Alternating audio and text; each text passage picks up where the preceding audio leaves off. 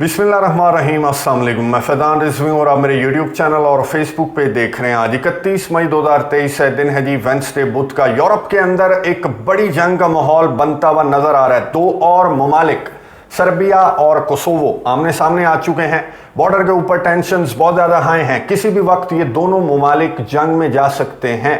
आप में से बहुत सारे व्यूवर्स ने गुज़िश्ता वीडियोस के कमेंट्स बॉक्स में कमेंट करके पूछा हुआ है कि सर्बिया और कोसोवो के दरमियान क्या चल रहा है, यहाँ पर नेटो की फोर्सेस क्या कर रही हैं, और अगर सर्बिया और कोसोवो जंग में जाते हैं तो फिर यूरोप बेचारा कहाँ जाएगा, जो कि ऑलरेडी एक जंग के अंदर है। रशिया और यूक्रेन की जंग, सिर्फ एक जंग नहीं बल्कि आप अगर इर्द गिर्द नज़र दौड़ाएं तो आपको नज़र आएगा कि फिनलैंड और रशिया के बॉर्डर पर भी टेंशंस बहुत ज़्यादा हाई हैं। मोल्दोवा और ट्रांसनिस्ट्रिया के दरमियान भी चपकलिश अंदर खाने चल रही है। पोलैंड और हंगरी की नज़रें हैं वेस्टर्न यूक्रेन पर, क्योंकि पोलैंड और हंगरी हिस्टोरिकली क्लेम करते हैं वेस्टर्न यूक्रेन को। तो ये ताक में बैठे हुए हैं कि कोई मौका मिले और हम वेस्टर्न यूक्रेन को लेकर 9-2-11 हो जाएं। यूरेशियन कंट्रीज की अगर हम बात करें तो अजरबैजान और आर्मीनिया नगोर्नो कराबाख के तनाज़े को लेकर इंतज़ार में बैठे हुए हैं कि कोई माहौल बने और हम भी यहाँ पर अपनी लड़ाई लड़कर फैसला कर लें। तो बहुत सारे तनाज़ात हैं, सिर्फ एक तीली का इंतज़ार हो रहा है। ये तीली कहाँ पर जलती है, तो इस सारे का सारा बारूद जो मैंने आपको बताया, यूरोप के डिफरेंट कोनों के अंदर जो बारूद पड़ा हुआ है वो उस एक तीली के जलने का इंतज़ार कर रहा है। अब ये तीली कहाँ पर जलती है, क्या रूस और यूक्रेन में जलती है, या फिर सर्बिया और कोसोवो में जलती है, मोल्दोवा में जलती है, या फिर फिनलैंड और रशिया के बॉर्डर पर जलती है। फिर ये सारे का सारा बारूद एक ही धमाके से फट जाएगा और वो धमाका होगा जंगे अजीम सोम का धमाका। खैर, हम बात कर रहे हैं इस वीडियो के अंदर सर्बिया और कोसोवो के तनाज़े की। ये आपको नज़र आ रहा होगा, ये है बाल्कन्स। बाल्कन्स जो हैं ये सदर्न यूरोप की साइड पर बाल्कन कंट्रीज हैं। इन बाल्कन्स क्यों कहते हैं, क्योंकि एक पहाड़ी सिलसिला है बाल्कन के नाम से, उसके नाम से इन कंट्रीज का नाम जो है वो बाल्कन्स पड़ा। यहाँ पर जो रहने वाले ज़्यादातर लोग हैं वो हिस्टोरिकली स्लाव्स हैं, स्लाव्स लोग यहाँ पर रहते हैं। तो इन बाल्कन्स कंट्रीज के अंदर एक मुल्क है सर्बिया, ये आपको नज़र आ रहा होगा। सर्बिया के नीचे चलें तो यहाँ पर आपको नजर आएगा कोसोवो। कोसोवो के अंदर ये जो रीजन, नॉर्दर्न रीजन आपको नजर आ रहा है, ये जितनी भी टेंशन्स चल रही हैं इंटरनेशनल मीडिया के ऊपर, जितनी भी खबरें आपको नजर आ रही हैं, जितनी भी वीडियोस नजर आ रही हैं, ये कोसोवो के नॉर्दर्न रीजन के अंदर ये सारा कुछ, ये सारी लड़ाई, नेटो की फोर्सेस, मुजाहिरे, ये सब कुछ यहाँ पर चल रहा है। लेकिन क्यों, वजह है मुजाहिरे क्यों फूटे, वजह है जनाब कि कोसोवो के अंदर, इस रीजन के अंदर आए 4 मेयर्स का ताल्लुक था अल्बानियन एथनिसिटी से। तो इस रीजन के अवाम ने कहा कि हमें नहीं चाहिए, अल्बानियंस जो हैं वो हमें नहीं चाहिए एज मेयर, हम इन्हें उठाकर ऑफिस से बाहर फेंक देंगे। ये मुजाहिरे चले और कोसोवो की पुलिस ने इन मुजाहिरीन को रोकने की कोशिश की, लेकिन मुजाहिरीन जो हैं वो आपे से बाहर हैं। यहाँ तक कि नेटो की फोर्सेस को दरमियान में आना पड़ा और नेटो के भी कहा जा रहा है कि 30 से ज़्यादा जो नेटो के फौजी हैं वो भी बड़े शदीद किस्म के ज़ख्मी हो गए हैं और नेटो ने मज़ीद फोर्सेस भेजने का यहाँ पर फैसला किया है कोसोवो के इस रीजन के अंदर। अब सवालात बहुत सारे पैदा होते हैं क्योंकि सर्बिया ने अपने बॉर्डर के ऊपर फोर्सेस को हाई अलर्ट कर दिया है। हाई अलर्ट करने की हद तक तो ठीक है, लेकिन सर्बिया ने कहा है कि किसी भी वक्त हमें इस रीजन के अंदर दाखिल होना पड़ सकता है। अब इतने सवालात पैदा होते हैं। पहला सवाल तो ये है, ये आपको नज़र आ रहा होगा, ये क्या है, ये है कोसोवो की एथनिसिटी। 95% अल्बानियंस रहते हैं कोसोवो के अंदर, इस रीजन के अंदर, जिसका मैंने आपको बताया। अब यहाँ पर 4 मेयर्स अल्बानियंस नहीं आएंगे तो फिर क्या सर्बियंस आएंगे? यहाँ पर मुजाहिरे होने का क्या मकसद है? पहला सवाल। दूसरा सवाल, नेटो की फोर्सेस यहाँ पर क्या कर रही हैं? तीसरा सवाल, सर्बिया को क्या तकलीफ है कि उसने अपने बॉर्डर पर चलो सिक्योरिटी हाई अलर्ट कर दी, लेकिन उन्हें यह भी कहा है कि किसी भी वक्त हमें अंदर जाना पड़ सकता है, नेटो की फोर्सेस से हमारा सामना हो सकता है। तो इसकी क्या वजह है? ये तमाम बातें आपको नक्शे के ऊपर समझाने के लिए ज़रूरी है हिस्ट्री को जानना। ये आपको नज़र आ रहा होगा, ये है 12वीं सदी। 12वीं सदी में ये जो बाल्कन्स जो मैंने आपको दिखाए कंट्रीज, ये थे kingdom of Serbia. Kingdom of Serbia हुआ करता था 12वीं सदी में। मैं क्विकली चलूंगा क्योंकि लंबी चौड़ी हिस्ट्री है, अगर हम खींचने लग गए तो वीडियो जो है वो 1 घंटे से ज़्यादा तवील हो जाएगी। खैर, 1385 में सर्बियन एम्पायर को, जो किंगडम ऑफ सर्बिया है, उसे आकर ऑटोमन एम्पायर ने कहा कि लाओ जी दे दो आधे से ज़्यादा, तो आपका सर्बियन जो एम्पायर है वो हम लेकर जा रहे हैं, इंक्लूडिंग कोसोवो। जो ऑटोमन एम्पायर है उसने कंट्रोल कर लिया किंगडम ऑफ सर्बिया को, इंक्लूडिंग कोसोवो। और ना सिर्फ कंट्रोल किया बल्कि 400-500 साल तक ये जो इलाके हैं इंक्लूडिंग कोसोवो, ये ऑटोमन एम्पायर के अंडर रहे। अब जब 400-500 साल तक ये इलाके ऑटोमन एम्पायर के अंडर रहे तो फिर यहां पर क्या होगा? जाहिर है यहां पर मुसलमान बढ़ जाएंगे, यहां पर कल्चर चेंज हो जाएगा, यहां पर रिलीजन चेंज हो जाएगा, यहां पर एथनिसिटी चेंज हो जाएगी। और ऐसा ही हुआ, यहां पर जो है एथनिसिटी चेंज हो गई, रिलीजन चेंज हो गया, कल्चर चेंज हो गया, तब तक जब तक रशियन एम्पायर ने आकर ऑटोमन एम्पायर को टक्कर नहीं दी, उसके साथ जंग नहीं की। ये वक्त था 1878 का। अब रशियन एम्पायर और ऑटोमन एम्पायर के दरमियान 1878 में जंग हुई। अब मैं आपको बता दूं कि ऑटोमन एम्पायर के अंडर कंट्रोल था जो क्राइमिया था, जिसको लेकर आजकल खबरें गर्दिश करती रहती हैं। हम डेली बात करते हैं क्राइमिया के मामले की, यूक्रेन के सदर भी डेली बात करते हैं। तो वो ऑटोमन एम्पायर के अंडर था और रशिया ने ऑटोमन एम्पायर से ये जो क्राइमिया का इलाका है ये जंगें लड़कर मुआहदे तय करके, जो कैथरीन द ग्रेट थी उन्होंने मुआहदे के नतीजे में ये क्राइमिया ऑटोमन एम्पायर से वापस लिया था। और साथ ही रशियन एम्पायर ने इन स्लाव्स का साथ देना स्टार्ट कर दिया। ये जो बाल्कन्स आजकल के हैं, इन्हें रशियन एम्पायर ने कहा कि हम तुम्हारी ऑटोमन एम्पायर से जान छुड़वाएंगे और तुम्हें हम आज़ाद करवाएंगे। अभी ऑटोमन और रशियंस की जंग चल ही रही थी कि तीसरी पार्टी मैदान में आ गई बिन बुलाए। ये थी Austro Hungarian empire. Austro Hungarian empire ने बोस्निया के ऊपर जो है हमला कर दिया। बोस्निया हर्जेगोविना, इसके ऊपर हमला कर दिया ऑस्ट्रो हंगेरियन एम्पायर ने और इसे अपने साथ मिला लिया। अब ये बात बोस्निया को भी बहुत बुरी लगी, सर्बिया को भी बहुत बुरी लगी, और जो भी बाल्कन कंट्रीज थे चाहे वो किसी के भी अंडर थे, उन्हें ये बात बहुत बुरी लगी। क्योंकि अगर हिस्टोरिकली मैंने आपको बताया सारे स्लाव्स थे और ये सारे एक ही किंगडम का हिस्सा हुआ करते थे, तो इन्हें बहुत बुरा लगा कि ये कौन तीसरी पार्टी बीच में आ गई जो ऑस्ट्रो हंगेरियन एम्पायर है। इसके खिलाफ बहुत ज़्यादा गुस्सा था। ये वक्त था जंग अजीम अव्वल से चंद साल कबल, 1908 की ये बात मैं आपको बता रहा हूँ कि ऑस्ट्रियो हंगेरियन एम्पायर ने बोस्निया को कंट्रोल कर लिया। फिर ये जो ऑस्ट्रो हंगेरियन एम्पायर है, इनके जो प्रिंस हैं वो निकल पड़े गाड़ी में अपनी बेगम को साथ बिठा करके, आओ हम तुम्हें नए अपने राज्य का विजिट करवाते हैं, बोस्निया का। बोस्निया निकल पड़ेगी और बोस्निया के अंदर बहुत ज़्यादा गुस्सा था, यहाँ पर बहुत ज़्यादा तहरीकें चल रही थी आज़ादी की। ये चाहते थे कि हम स्लाव्स जो हैं वो मिलकर एक अलहदा मुल्क बनाएं, यूगोस्लाविया। आपने नाम सुना होगा, इनका बन भी गया था मुल्क, लेकिन चंद साल के लिए बना था। तो ये चाहते थे कि ऑस्ट्रो हंगेरियन एम्पायर साइड पर रहे, रशियन एम्पायर साइड पर रहे, ऑटोमन साइड पर रहें और हम बनाएं यूगोस्लाविया। यूगोस्लाविया कहते हैं साउथ स्लाव्स जो हैं, यूगोस्लाविया, यूगो का मतलब है साउथ, तो हम जो सदर्न यूरोपियन जो ममालिक हैं वो यूगोस्लाविया बनाएं। तो इस वजह से ये जो प्रिंस साहब आए थे यहाँ पर बोस्निया का नए नए कंट्रोल किए गए इलाके का विजिट करने, यहाँ पर उनको जान से मार दिया एक बोस्नियन नौजवान ने।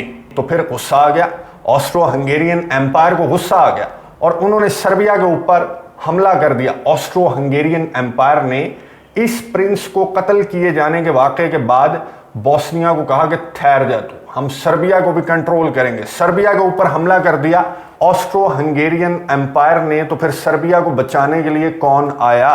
सर्बिया को बचाने के लिए आया रशिया। रशिया सर्बिया को बचाने के लिए आया तो उधर से ऑटोमन्स आ गए ऑस्ट्रो हंगेरियन एम्पायर का साथ देने के लिए। अब आपको समझ आ रही होगी कि ऑटोमन्स क्यों आए। रशियन एम्पायर आया था ऑटोमन्स से बाल्कन्स को आज़ाद करवाने के लिए और यहाँ से खिचड़ी बीच में पका दी ऑस्ट्रो हंगेरियन एम्पायर ने आकर। तो यहाँ पर रशियन एम्पायर सर्बिया को बचाने आया, तो ऑटोमन एम्पायर जो है वो फिर ऑस्ट्रो हंगेरियन एम्पायर का साथ देने के लिए आ गया। ये जंग अजीम अव्वल है, ये बहुत ज़्यादा खिचड़ी है, इसकी डिटेल के अंदर मैं नहीं जाऊँगा। ये हम जंग अजीम अव्वल में दाखिल हो चुके हैं, तो ये जंग अजीम अव्वल का मैं आपको बता रहा था। खैर हम फोकस रखते हैं कोसोवो पर, आगे चलते हैं। जंग अजीम अव्वल ख़त्म हो गई और एक किंगडम बन गया kingdom of Serbs, Croats and Slovenes. इसका पुराना नाम जो है यूगोस्लाविया का 1918 में ये था।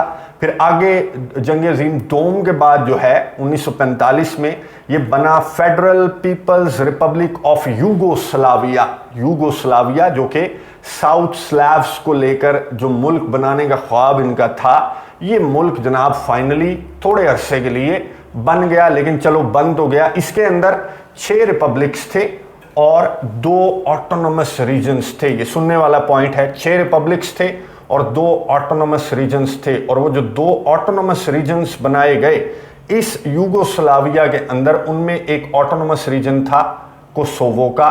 लेकिन ये आहिस्ता आहिस्ता से जो यूगोस्लाविया है, इसकी हिस्ट्री, इस पर एक डिटेल के साथ सेपरेट वीडियो किसी दिन बनाएंगे।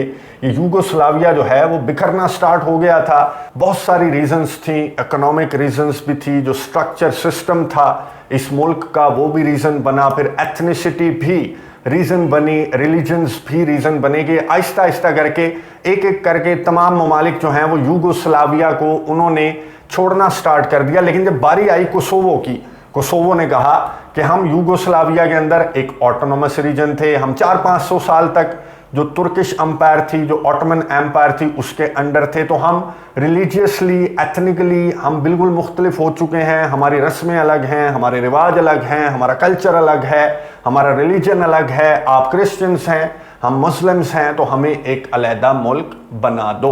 ये कोसोवो ने मुतालबा किया। यूगोस्लाविया के टूटने के बाद, ये वही वक्त था जब सोवियत भी टूट रहा था 90s के अंदर, तो कोसोवो ने कहा कि हमें एक अलहदा मुल्क बना दो, बस ख़त्म करते हैं, अब ये टूट गया हमारा यूगोस्लाविया। लेकिन सर्बिया जो कि एक ग्रेटर सर्बिया का ख्वाब देख रहा था, लेकिन आहिस्ता आहिस्ता करके एक एक करके तमाम ममालिक जो हैं वो यूगोस्लाविया से टूटते गए, सर्बिया को छोड़ते गए और अपनी आज़ादी को अनाउंस करते रहे। और एंड पर आकर कोसोवो की बारी में सर्बिया को बहुत ज़्यादा तकलीफ हुई कि अच्छा तू भी चला जाएगा तो फिर मेरे पल्ले क्या बचेगा। तो फिर सर्बिया ने रेजिस्ट किया और कोसोवंस को मारना स्टार्ट कर दिया। कोई 13 से 15 हज़ार जो मुसलमान हैं वो मारे गए थे 90s के अंदर। 1999 तक जब आकर नेटो ने सर्बिया को सबक सिखाया, नेटो ने बमबारी भी की थी। नेटो ने आकर कहा सर्बिया को कि कोसोवो को छोड़ दो, कोसोवो को आज़ाद रहने दो, ये अलहदा मुल्क की हैसियत से रहना डिज़र्व करता है, इसके रिलीजन की वजह से, इसकी एथनिसिटी की वजह से, और क्योंकि तुम रशिया के दोस्त हो और रशिया जो है वो सर्बिया को सपोर्ट करता था, ऑटोमन एम्पायर से लड़ने के लिए भी सपोर्ट करता था और ऑस्ट्रो हंगेरियन एम्पायर से लड़ने के लिए भी सर्बिया को जो है रशिया ने सपोर्ट किया था। तो ये भी रीज़न थी कि नेटो आ गया, कोसोवो की आज़ादी का नारा लेकर के। सोवियत यूनियन तो टूट चुका, यूगोस्लाविया भी टूट चुका जिसमें सोवियत यूनियन की हेल्प शामिल थी। तो यहाँ पर सोवियत यूनियन दोबारा से इस रीजन के अंदर, बाल्कन रीजन के अंदर अपना असर व रसूख ना दिखाए, इसलिए हम आकर सर्बिया जो छोटा सा रह गया है उसे और भी तोड़ मरोड़ देते हैं और कोसोवो को एक अलहदा मुल्क हम डिक्लेयर कर देते हैं। अब कोसोवो ने 2008 में आज़ादी का ऐलान किया था। 2008 में कोसोवो ने कहा कि मैं एक अलहदा मुल्क बन चुका हूं। अब इस मुल्क को कौन कौन तस्लीम करता है? मुसलमान मुल्क है ये। 2008 में इसने आज़ादी अपनी अनाउंस की थी सर्बिया से और इसे तस्लीम करते हैं। ऑब्वियसली इसे अमेरिका तस्लीम करता है कोसोवो को, और अमेरिका के जो इत्तेहादी हैं वो इसे तस्लीम करते हैं। पाकिस्तान कोसोवो को तस्लीम करता है क्योंकि मुसलमान मुल्क है कोसोवो। अफगानिस्तान भी कोसोवो को तस्लीम करता है। कौन से ममालिक कोसोवो को तस्लीम नहीं करते? सबसे पहले रशिया, चाइना, भारत, ब्राज़ील। ये जो ममालिक हैं, ये जो आपको नज़र आ रहा है मैप, इसमें जो आपको रेड कलर के ममालिक नज़र आ रहे हैं, ये वो ममालिक हैं जो कोसोवो को तस्लीम नहीं करते, जिनमें रशिया, इंडिया और चाइना शामिल हैं, ब्राज़ील शामिल है। ये कोसोवो को तस्लीम नहीं करते। और बाकी जो इनकी एंटाई पार्टी है जैसे अमेरिका और उसके इत्तेहादी हैं, वो कोसोवो को तस्लीम करते हैं। उसकी वजह ये नहीं है कि मुसलमानों से बहुत ज़्यादा प्यार है अमेरिका को या नेटो ममालिक को। उसकी वजह यह है कि रशिया का जो यार है गद्दार है, गद्दार है। अब सर्बिया रशिया का यार है, रशिया सर्बिया का यार है, इसलिए ये गद्दार हैं नेटो के लिए, अमेरिका के लिए। और नेटो, अमेरिका कोसोवो की आज़ादी को तस्लीम करते हैं। 100 से ज़्यादा ममालिक हैं जो कोसोवो की आज़ादी को तस्लीम करते हैं और इसे एक अलहदा मुल्क मानते हैं, और कुछ ममालिक ऐसे हैं जो कि कोसोवो की आज़ादी को तस्लीम नहीं करते। अब चलें, ये तो हो गई हिस्ट्री, मैंने आपको बता दी। अब ये जो लड़ाई चल रही है, ये रीजन दोबारा से मैं आपको दिखा देता हूँ। अब आपको साफ समझ आएगा कि जो लड़ाई चल रही है ये कोसोवो के अंदर, ये जो रीजन आपको नज़र आ रहा है नॉर्दर्न रीजन, यहाँ पर ज़्यादा सर्ब्स रहते हैं। सर्ब्स जो हैं उनकी मेजॉरिटी है, और क्योंकि सर्बिया कोसोवो को एक अलहदा मुल्क तस्लीम नहीं करता, बल्कि कोसोवो को अपना एक हिस्सा, अपना एक सूबा मानता है सर्बिया, तो यहाँ पर जो नॉर्दर्न रीजन के अंदर जो सर्ब्स रहते हैं वो कहते हैं कि हम अल्बानियंस जो एथनिसिटी के लोग हैं उनकी हम नहीं मानेंगे। अभी गुज़िश्ता दिनों, काफ़ी अरसे कबल की बात मैं आपको बता रहा हूँ कि यहाँ पर एक लॉ इंट्रोड्यूस करवाने की कोशिश की थी कोसोवो ने, कोसोवो की अथॉरिटीज़ ने, कि कोई भी गाड़ी जिसका नंबर होता है, गाड़ी का नंबर होता है, तो यहाँ पर सर्ब गाड़ियाँ भी, सर्बिया के नंबर वाली गाड़ियाँ भी अलाउड थी कोसोवो के अंदर। तो उसको मना कर दिया था कोसोवो की अथॉरिटीज़ ने कि सर्बिया के नंबर प्लेट वाली गाड़ियाँ नहीं चलेंगी, सिर्फ कोसोवो के नंबर प्लेट वाली गाड़ियाँ चलेंगी। तो इसकी वजह से भी ये जो रीजन आपको नज़र आ रहा है, यहाँ पर पहले भी मुजाहरे चलते रहते हैं, और सर्बिया अपने बॉर्डर के ऊपर सिक्योरिटी हाई अलर्ट कर देता है। और यहाँ पर मैं आपको बता दूं कि नेटो ने जब आया था, नेटो यहाँ पर आया था कोसोवो को आज़ाद करवाने के लिए, तो नेटो ने यहाँ पर अपने पीस कीपर्स छोड़ दिए थे कोसोवो के अंदर। इस बॉर्डर के ऊपर ये जो रीजन है, यहाँ पर अपने पीस कीपर्स छोड़ दिए थे। कोई 3 से 4 हज़ार इन पीस कीपर्स की तादाद है, नेटो के पीस कीपर्स हैं। नेटो के डिफरेंट ममालिक की जो फोर्सेस हैं वो इस मिशन के अंदर शामिल हैं, यहाँ पर अमनो अमान की सूरत हाल को बरकरार रखने के लिए और रशिया के असर व रसूख को पीछे धकेलने के लिए। तो ये वजह है कि यहाँ पर नेटो की फोर्सेस मौजूद हैं इस बॉर्डर के ऊपर, जो कि सर्ब्स जहाँ पर ज़्यादा रहते हैं, यहाँ पर टेंशन्स आए रोज़ हाई रहती हैं। आजकल मेयर्स को लेकर, जो कि एथनिक अल्बानियंस हैं, उनको लेकर इस रीजन के अंदर रौला पड़ा हुआ है। अब इसका सोल्यूशन मैं आपको बता दूं, इसका सोल्यूशन क्या है ये आपको नज़र आ रहा होगा। और इस सोल्यूशन पर बात भी करने की कोशिश की कोसोवो और सर्बिया के लीडर्स ने, इस सोल्यूशन पर भी बात करने की कोशिश की है। जो नॉर्दर्न कोसोवो का हिस्सा आपको नज़र आ रहा है, यहाँ पर तो रहते हैं सर्बियंस ज़्यादा, लेकिन ये जो नीचे आपको सर्बिया का एक हिस्सा नज़र आ रहा है, यहाँ पर रहते हैं अल्बानियन ज़्यादा, लेकिन ये सर्बिया का हिस्सा है। तो सोल्यूशन ये है कि ये तुम ले लो, वो हमें दे दो, आराम से रहेंगे, लड़ाई लड़ाई माफ़ करेंगे। लेकिन ये सोल्यूशन भी कई बैठकें हुई, लेकिन इस सोल्यूशन पर भी दोनों ममालिक की कोई डील नहीं बनी, कोई इत्तफाक नहीं हुआ। और जाहिर है बड़ी ताकतें पीछे हैं, अमेरिका पीछे है कोसोवो के, और सर्बिया के पीछे है रशिया।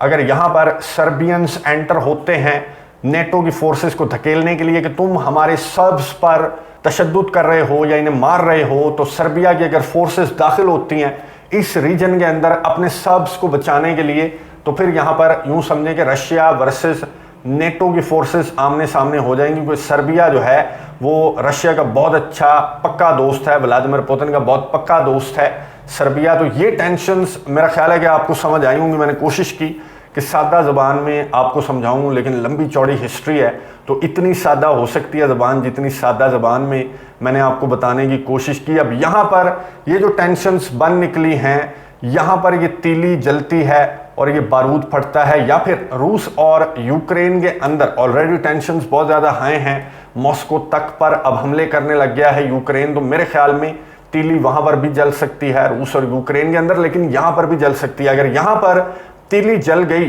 तो बारूद वहाँ का भी फटेगा, पूरे का पूरे यूरोप के अंदर जो बारूद मैंने आपको बताया वो फटकर एक बड़े धमाके का सबब बनेगा, और वो धमाका होगा जंग अजीम सोम। नज़र रखेंगे, आपको अपडेट्स देता रहूँगा। अगली वीडियो तक के लिए इजाज़त दीजिए, अल्लाह हाफ़िज़।